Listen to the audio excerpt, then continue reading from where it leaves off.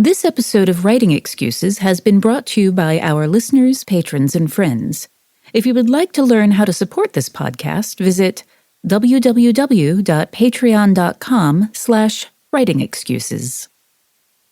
Season 20, Episode 43. This is Writing Excuses, an interview with Dr. Tara Lepore on paleontology.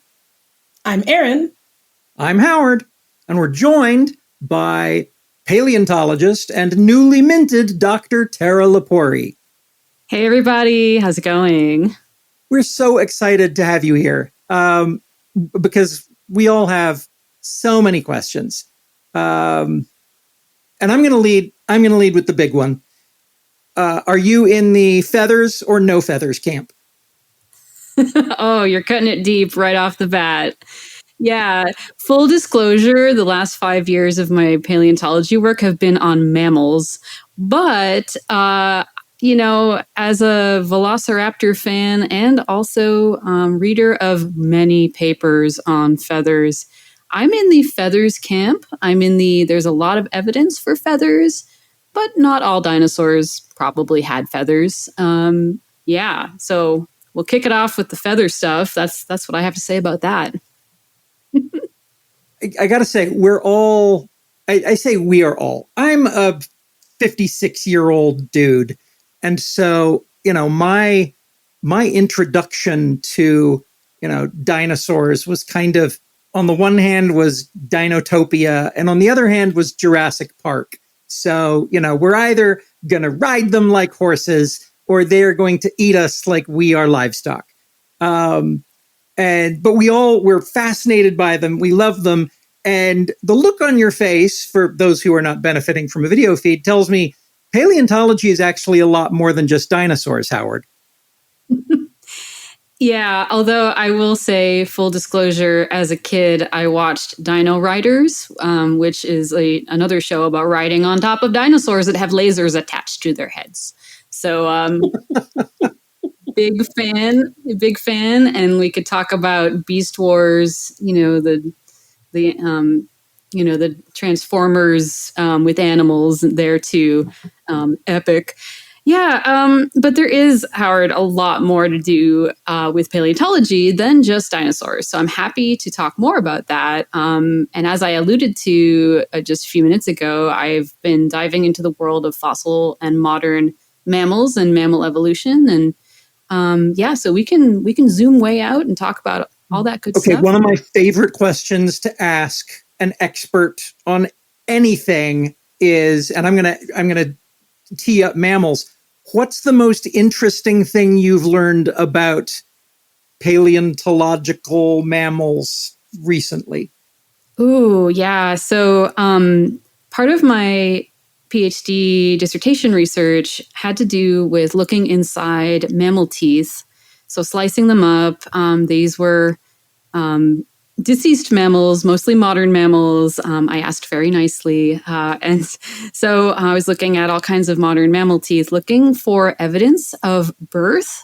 So there's actually like a little line that we can call like a birth certificate, a line called the neonatal line, like a neonate. And it forms in all the teeth that are forming during the birth transition in humans.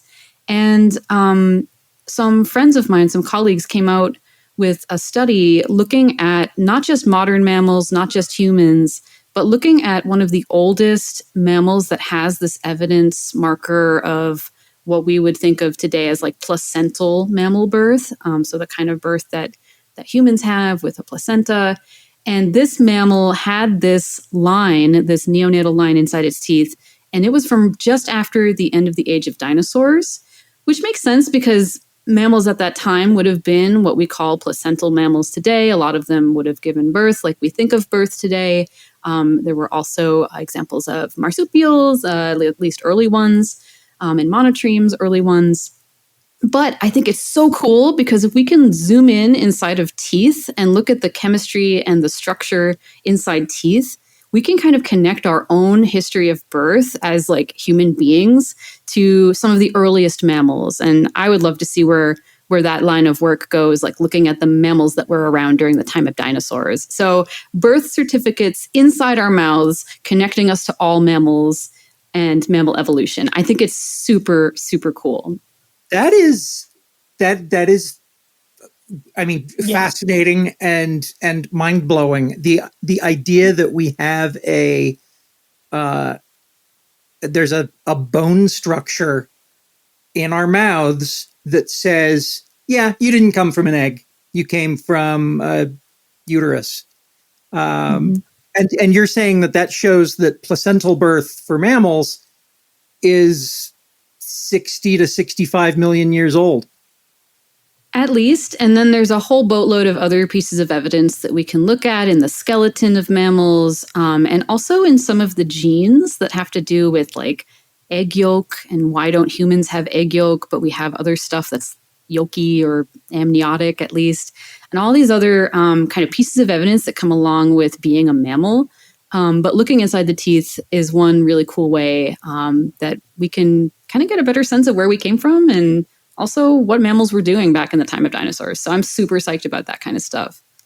That is so cool. One of the things that I really love about this is, thinking about if I said like all the information, this is a misstatement of what you said, but like all the information about you is in your teeth.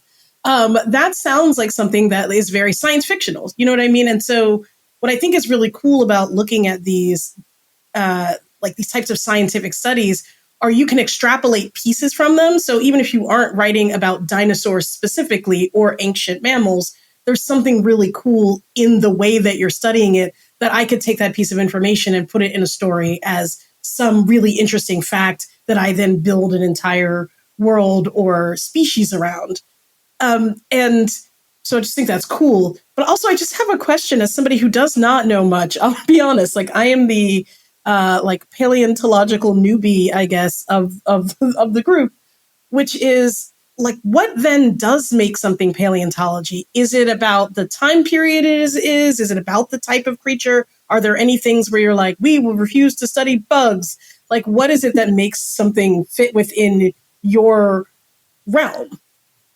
Yeah, totally, Erin. It's a great question. And it's one that we get a lot also in the kind of world of outreach and education as paleontologists. So my training is specifically in what I would call vertebrate paleontology, where I work really specifically on vertebrates. I've worked on everything within that from mammals and mammal teeth to dinosaur footprints and trackways to even, and this is a great party conversation starter, but dinosaur poop droppings, fossils known as coprolites. So really a lot of stuff can fall within vertebrate paleontology. But to get to your question, paleontology is the study of all life on Earth and it's how it came to be as we understand it today. So the evolution of life on Earth, it could be involving bacteria, plants, fungi, all kinds of vertebrates, invertebrates, shelled, all kind of shelled organisms. So there's a ton of stuff within paleontology that really is united by the study of the evolution of life on Earth. It sounds, and I could be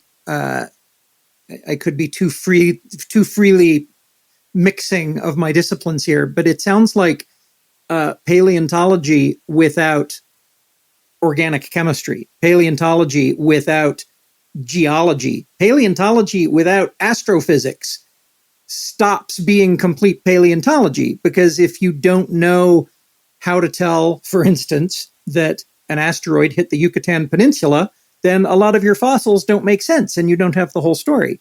How is the wrong way to start that question? Do you guys draw like discrete lines? You are a geologist, not a paleontologist. Go to your rock room. Stay away from my bones. I do have a rock room. No, I wish I did actually. Yeah, so it's a really good question, Howard, because the program that I came from and, the way I was trained throughout different parts of my career is to think of what I do as integrative. I did my PhD in an integrative biology department. And you mentioned geology, and often people will need to learn a lot about geology and rocks, as well as biology and just a study of life to do different kinds of paleontological work.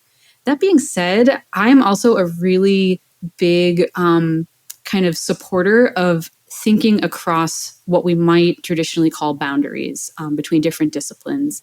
I think we really learn a lot when we talk to the people who do organic chemistry, or we talk to the people who are studying insects, maybe that are alive today. In my line of work, I did quite a bit of crosstalk with people who look at modern mammals and modern mammal birth, because that also helped me understand a little bit more about the landscape of how mammals are born today, and what do we know about them, and what is their parental, kind of care and things like that. Sometimes in our scientific communities, we will have different conferences that can kind of push people into that silo effect, where we'll go to a geological society meeting or a paleontology meeting or vertebrate paleontology over here. But I also think that we have a lot to gain by breaking down those kind of silos. So yes, some structure exists, but I think we have a lot more fun and do a lot more interesting things when we have spaces where people can talk together, and not just as scientists, but as people who do all kinds of different types of work. Some of the best people I know in paleontology have come from really wide-ranging backgrounds. I have a really good friend who had an English degree as their first degree, and I really feel like we need to open up more spaces for that kind of stuff, because it's all about telling stories about Earth and life and everything that's relevant to us today. So I think we benefit from a wide range of backgrounds. That's amazing. And as writers, we kind of have to be interdisciplinary. As Aaron pointed out, oh, now that I know this thing about mammal teeth, I can invent a thing about, these alien jawbones or whatever, and use it to inform my story. And Aaron doesn't need to be a paleontologist, and I don't need to be an astrophysicist. But we need to know that those disciplines exist, and we need to, like the way English steals from other languages, we need to steal from all the other disciplines in order to do the things that we want to do. I think it was Terry Pratchett who said English doesn't borrow from other languages. It follows them down dark alleys and mugs them and then goes through their pockets for loose grammar. But the idea that we don't want these silos. Getting an English degree is fine if you just want to know how English works. But if you want to actually write stories about interesting things, you have to learn all the interesting things. And learning all the interesting things brings us to a nice spot to pause. For more than a decade, we've hosted Writing Excuses at Sea, an annual workshop and retreat on a cruise ship. You're invited to our final cruise in 2026. It's a chance to learn, connect, and grow, all while sailing along the stunning Alaskan and Canadian coast. Join us, the hosts of Writing Excuses, and spend dedicated time leveling up your writing craft. Attend classes, join small group breakout sessions, learn from instructors one-on-one at office hours, and meet with other writers from around the world. During the week-long retreat, we'll also dock at 3 Alaskan ports, Juneau, Sitka, and Skagway, as well as Victoria, British Columbia. Use this time to write on the ship or choose excursions that allow you to get up close and personal with glaciers, go whale watching, and learn more about the rich history of the region, and more. Next year will be our grand finale after over 10 years of successful retreats at sea. Whether you're a longtime alumni or a newcomer, we would love to see you on board. Early bird pricing is currently available, and we also offer scholarships. You can learn more at writingexcuses.com/retreats. So we want to give a shout out to the University of California Museum of Paleontology, or UCMP. And UCMP is the museum that I just finished up my graduate work at, and it is based at the University of California, Berkeley. they have an amazing website, ucmp.berkeley.edu. And this is a really great one-stop shop if you want to go on there and check out what it's like to be a paleontologist. They also have really great resources on understanding evolution and understanding science, which is really widely accessed by a lot of teachers and other educators. And there are a number of blog posts that are also written on the UCMP website that were written by grad students, myself included. But I also just want to give a shout out to everybody who shared their really great research through these blog posts. So if you click on the UCMP website, you'll find a link for blog posts. And I think it's a really great resource in general on that website, just for people who want to learn more about paleontology. Pre-roll, Gusto ad copy, take one. Speaking as a small business owner, I don't think anyone starts a business for the joy of calculating tax withholdings. That's where Gusto comes in, to take the stress out of payroll, benefits, and HR so you can focus on why you started your business in the first place. Gusto is online payroll and benefits software built for small businesses. It's all-in-one, remote-friendly, and incredibly easy to use, so you can pay, hire, onboard, and support your team from anywhere. Automatic payroll tax filings, simple direct deposits, health benefits, commuter benefits, workers' comp, 401k, you name it, Gusto makes it simple and has options for nearly every budget. Get direct access to certified HR experts to help you through the toughest HR situations. Try Gusto today at gusto.com/WX and get 3 months free when you run your first payroll. That's 3 months of free payroll at gusto.com/WX.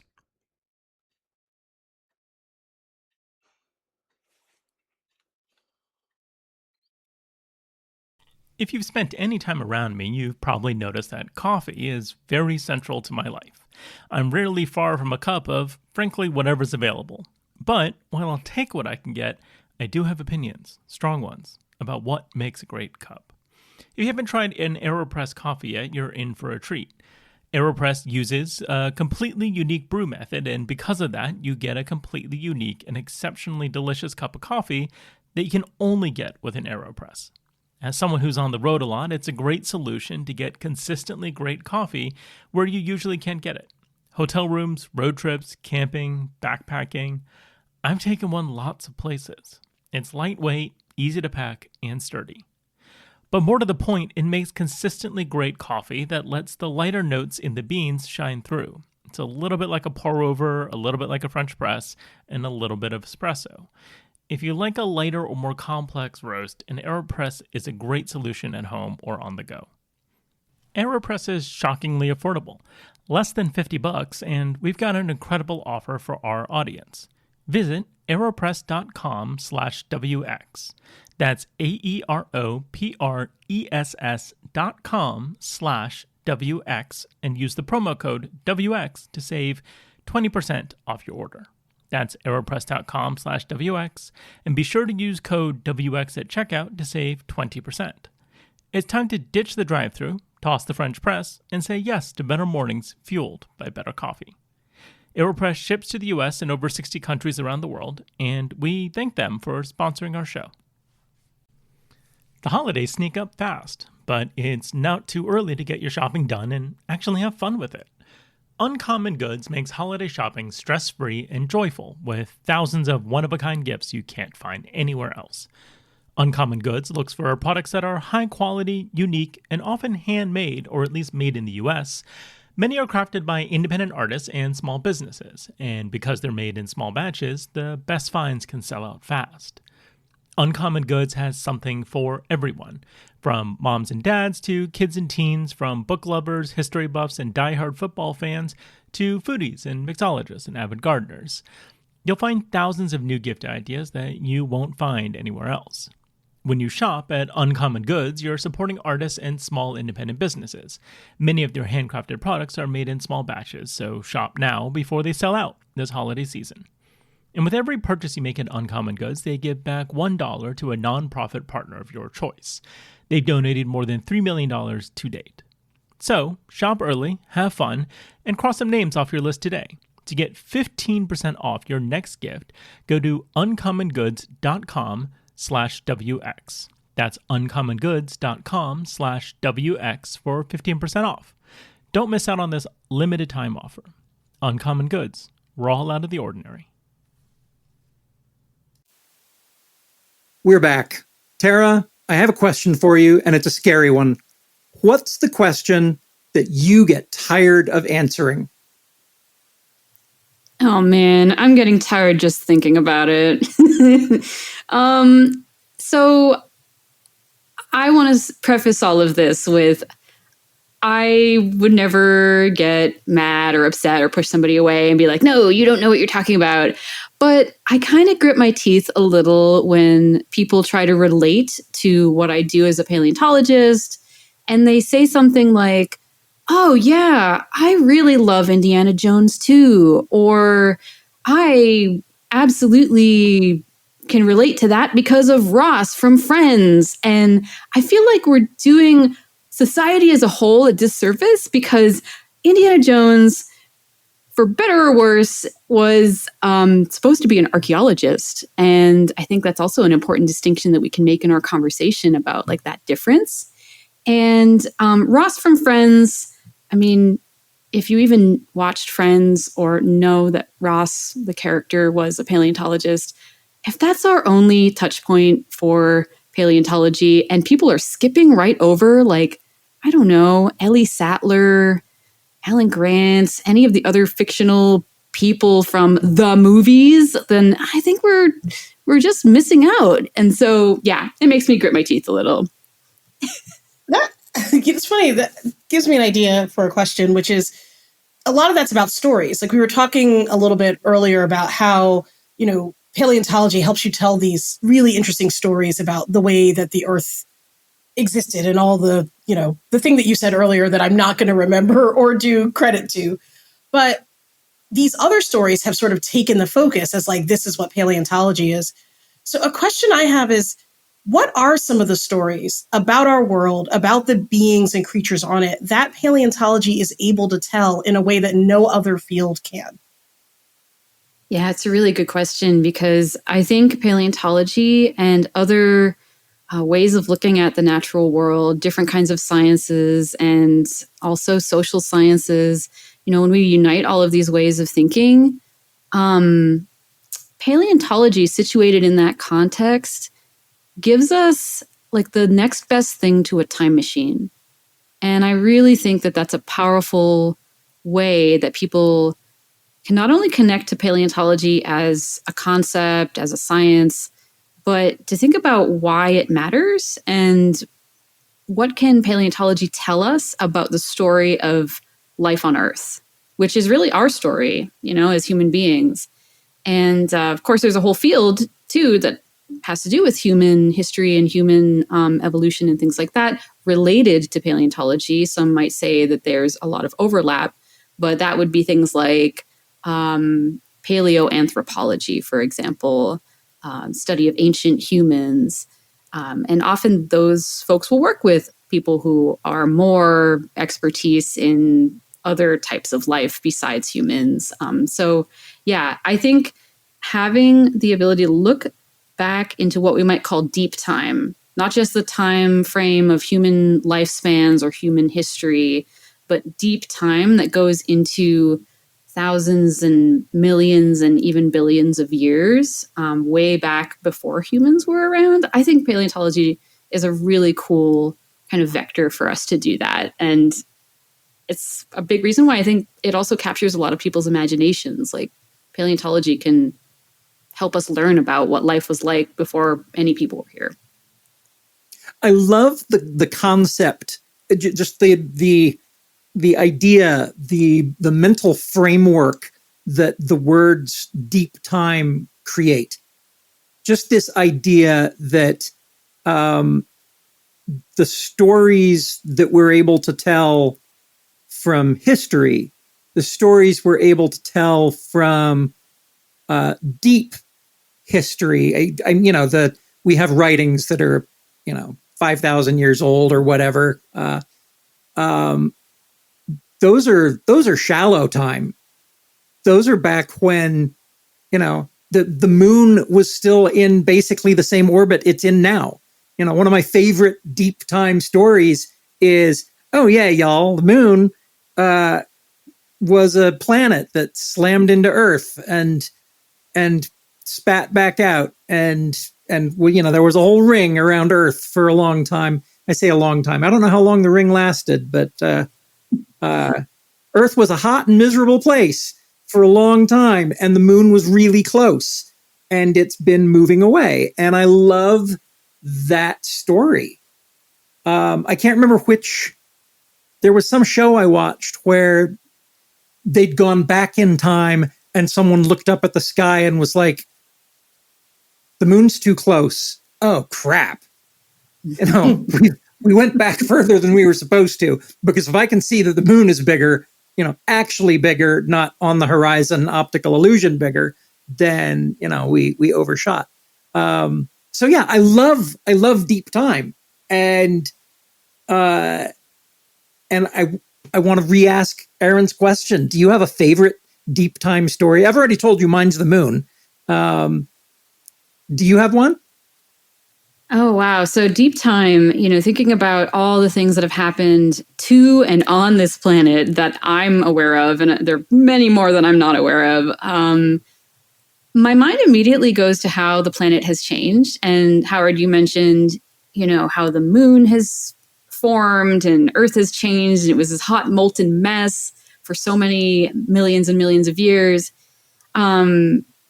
I like thinking about how Earth has changed, how it went through a period called Snowball Earth, where at least there's good evidence that for several million years, the Earth was an ice ball planet and not entirely inhospitable to life, but, very different from how we would think of it today.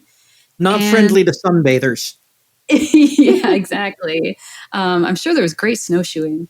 But yeah, and then my area of thinking around this often comes back to the animals and plants and the interesting kind of creatures that, number one, we have evidence of in the fossil record. But number two, this is sort of like not so much my favorite part of deep time, but something I love thinking about is what are the creatures that probably existed but never became fossilized, or if they did, we haven't found them yet.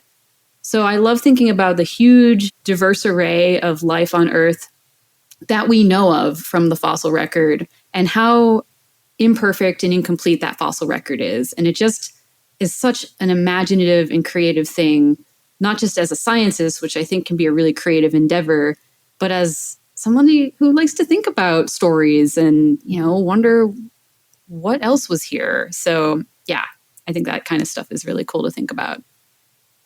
Yeah, and I think one of the things that I love about that is how many possibilities it opens up. Again, not just for the thing that it is, but for the things we can imagine.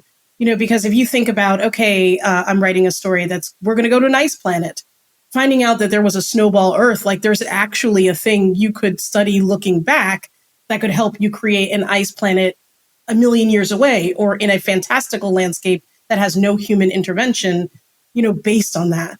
So I'm wondering, if we wanted to get more of these stories, I mean, we could keep you here for hours and we wish we could, but what are some other resources that we could go to in addition to the one you shared at the break? Are there other places to start when looking for this kind of information to inspire us to create interesting stories?